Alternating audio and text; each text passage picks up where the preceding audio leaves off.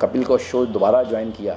इस बार का big boss काफ़ी एंटरटेनिंग, जिन्होंने उस कैरेक्टर को वापस उतना ही प्यार दिया। बहुत यूनिक कैरेक्टर इकट्ठे किए हैं। मुश्किल से 30-35 एपिसोड किए होंगे पूरे जो भी उसके सीज़न चले हैं। मुझे लगा यार ये लड़की कहाँ से इतना निकल के आ गई। जहाँ भी जाता हूँ ओए राजू, तो जो नया नाम मिल रहा है मुझे लगा कि नहीं है ये पंजाब की शेरनी।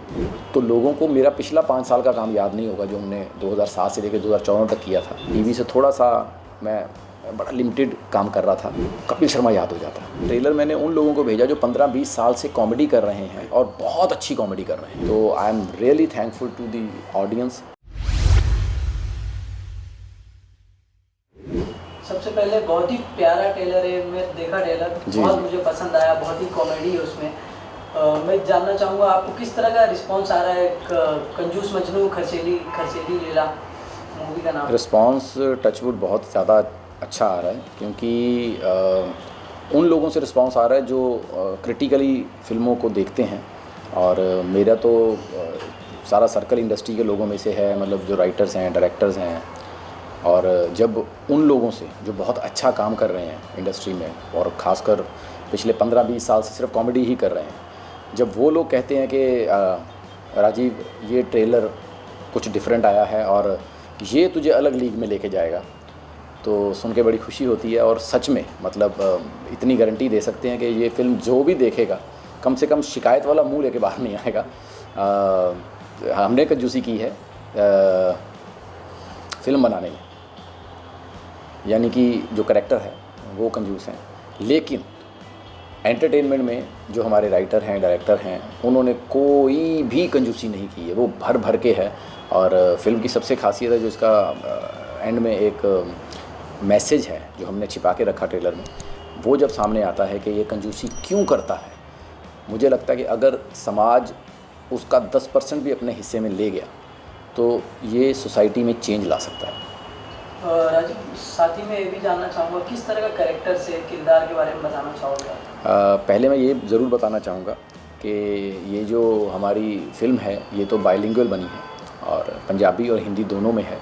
और अभी हम इसे पंजाबी सर्कल में और दिल्ली तक रिलीज़ कर रहे हैं। और अगर ऊपर वाले ने चाहा, ज़रा सा भी अच्छा रिस्पांस आ गया, तो नेक्स्ट जो हमारी प्लानिंग है वो हिंदी थ्रू आउट इंडिया में रिलीज़ करने की है।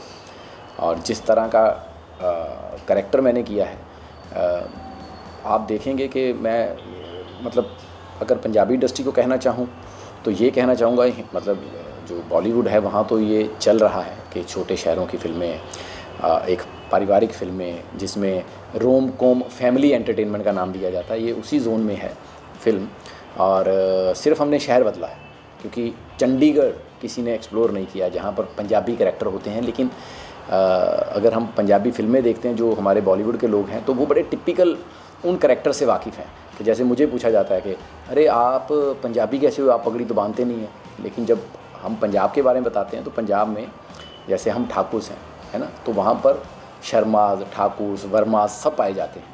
तो जो शहर की एक शहरी ऑडियंस है जो उतनी ठेठ पंजाबी नहीं बोलती है, तो ये उन कैरेक्टर्स को लेके, मिडिल क्लास कैरेक्टर्स को लेके फ़िल्म बनाई गई है, जो कि पूरे इंडिया में, जैसे पूरे हिंदुस्तान में पंजाबियों को बहुत प्यार दिया जाता है जब हम गानों की बात करते हैं, जब हम कॉमेडी की बात करते हैं। लेकिन ये फ़िल्म देखने के बाद उन पंजाबी कैरेक्टर से प्यार हो जाएगा जो घर घर में पाए जाते हैं वहाँ पर। साथ ही मैं ये जानना चाहूँगा, जब आपको मूवी का ऑफ़र आता है जी, कि कंजूस मजनू खर्चेली लैला, तो क्या रिएक्शन रहता है ऑफ़र?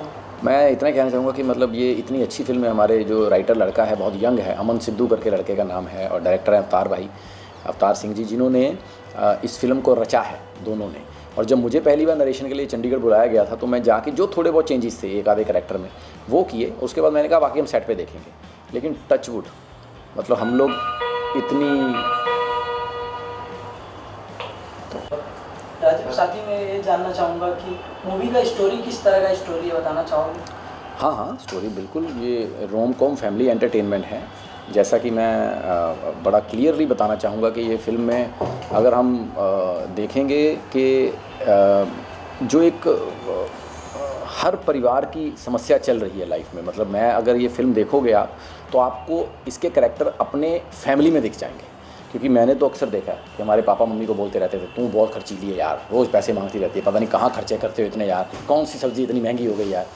तो उनको परिवार में अगर आप देखोगे, आपके परिवार में आपकी चाची, बुआ, बहन, फूफी, कोई ना कोई ऐसा रिश्तेदार निकलेगा, और यहाँ आपका मतलब यहाँ फूफा निकलेंगे या मासड़ निकलेंगे, चाचा निकलेंगे, पापा निकलेंगे, जो अक्सर ये बात करते हैं कि यार ये औरतें बहुत खर्चीली होती हैं। तो ये घर घर की कहानी है। और ये जो परिवार है, ये परिवार कोई गरीब परिवार नहीं है, एक अच्छा मिडिल क्लास फैमिली का परिवार है जिनका अच्छा काम धंधा है, लेकिन कंजूस क्यों है पिछले 50 साल से, यानी कि ये 3 पीढ़ियों की कहानी चल रही है। इसकी दादी उसी परेशानी से जूझ रही है, उसके माँ उसी परेशानी से जूझ रही है, और अब जो इसकी बहू आई है उसको इस परेशानी से ना जूझना पड़े, इसलिए दादी सुहागरात पे बता देती है कि बेटा तू गलत घर में आ गई है, तू नोट कर ले। अगर आपने ट्रेलर देखा होगा कि नोट कर ले तूने लास्ट टाइम पनीर कब खाया था, उस डेट को नोट कर ले, यादगार ही रहेगी। यानी कि इनके घर में पनीर नाम की चीज़ है ही नहीं।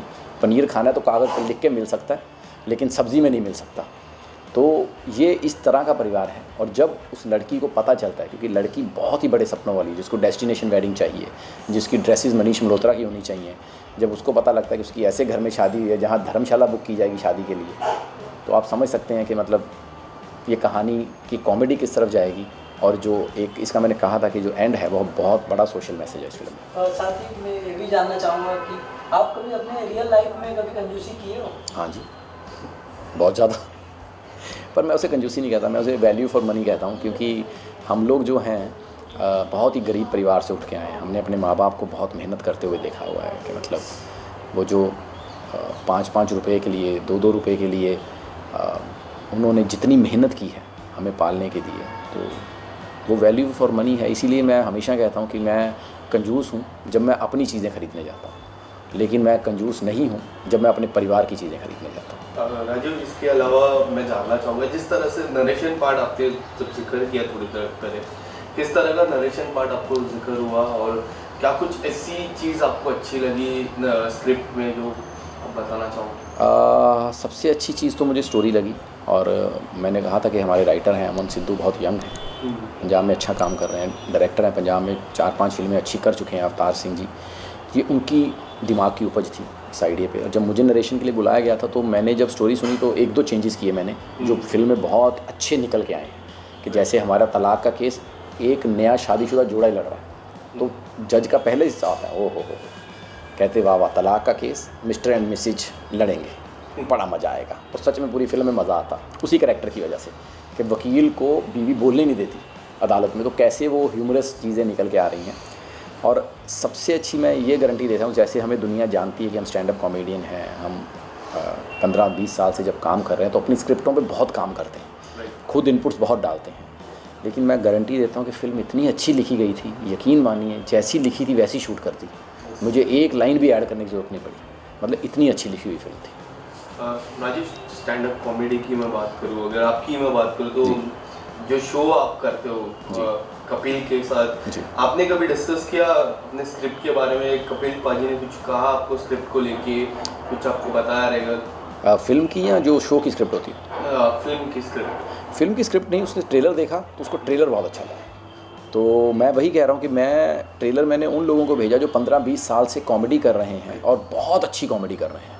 तो जब उन सब लोगों ने एक ट्रेलर को अप्रिशिएट किया, मतलब जैसे मेरे साथ एक अंबरदीप सिंह हैं जो पंजाब के इस वक्त नंबर 1 राइटर डायरेक्टर हैं, उनका जब सामने से खुद फ़ोन आता है कि पाजी ट्रेलर ने कमाल कर दिया, मतलब बहुत अलग ट्रेलर निकल के आया, तो फिर मुझे यकीन हो गया कि जब उन लोगों को ट्रेलर पसंद आ रहा है कि जिन्होंने कॉमेडी में बहुत नाम किया है और बहुत काम किया है, बहुत रुतबे से काम किया है, तो मुझे यकीन हो गया कि ये फ़िल्म अच्छा काम करे। और फिल्म मुझे पता है कि अच्छी ही है।